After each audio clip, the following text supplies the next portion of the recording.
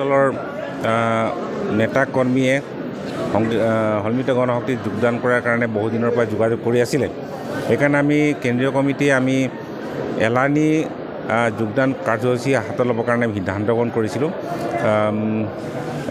জোনাইৰ পৰা আৰম্ভ কৰি আমি ভৰলি ফালে দক্ষিণ পালে কি বুলি কয় বোকাহাটৰ পৰা আৰম্ভ কৰি শদিয়ালৈকে।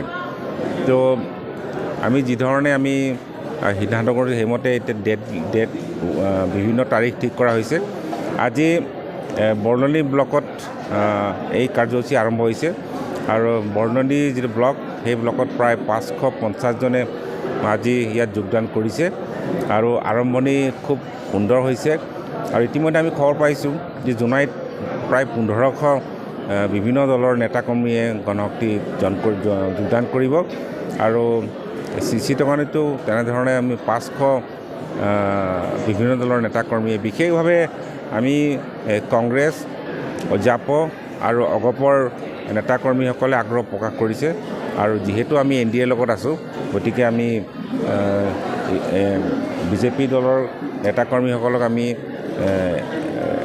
তেওঁলোকে ইচ্ছা প্ৰকাশ কৰিছে যদিও আমি তেওঁলোকক আমি যোগদান কৰিবৰ কাৰণে আমি এতিয়া আমি তেওঁলোকক আমি যোগদান কৰিব নালাগে বুলি কৈছোঁ। কিন্তু বিজেপিৰো বহুত নেতাকৰ্মীয়ে যোগদান কৰিব ইচ্ছা প্ৰকাশ কৰিছে আৰু NDAত আমিও অংশীদাৰ হৈ আছোঁ, কিন্তু আমি সেইটো এতিয়া কৰিব বিচৰা নাই।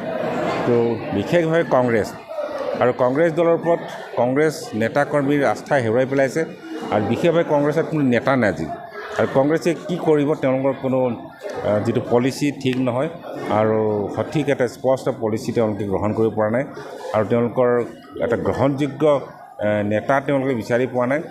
সেইকাৰণে তেওঁলোকে এতিয়া সন্মিলিত গণশক্তি বিকল্প হিচাপে তেওঁলোকে গ্ৰহণ কৰিছে আৰু সন্মিলিত গণশক্তিত যোগদান কৰিবৰ কাৰণে আগ্ৰহ প্ৰকাশ কৰিছে আৰু সেই আগ্ৰহক আমি সন্মান জনাই আজি সন্মিলিত গণশক্তিত এলানি যোগদান কাৰ্যসূচী মই হাতত লৈছোঁ। ইয়াৰ পাছত আমি জোনাই কৰিম, 20 তাৰিখে জোনাই কৰিম আৰু তাৰ পাছদিনাখন আমি চিচিটকানি কৰিম। তেনেধৰণে আমি ঢকুৱাখানা, বৰ্ণালী ব্লক, বগীনদী ব্লক আৰু লখিমপুৰ ব্লক আৰু গহপুৰ ব্লক, তাৰপিছত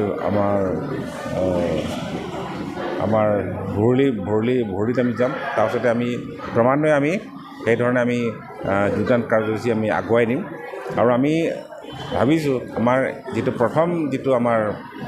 প্ৰথমলানি যোগদান কাৰ্যসূচীত আমি 10,000 বিভিন্ন দলৰ নেতাকৰ্মীয়ে গণশক্তিত যোগদান কৰিব।